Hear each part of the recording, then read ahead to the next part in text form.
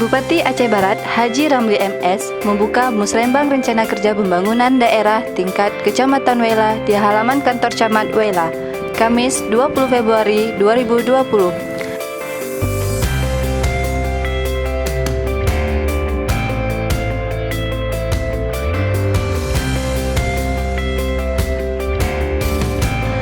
Dalam sambutan dan arahannya, Bupati Haji Ramli MS menyampaikan pelaksanaan Musrembang diadakan untuk mengetahui kebutuhan pembangunan desa dan kecamatan, yakni apa yang dibutuhkan di kecamatan harus mencakup kesejahteraan keseluruhan masyarakat.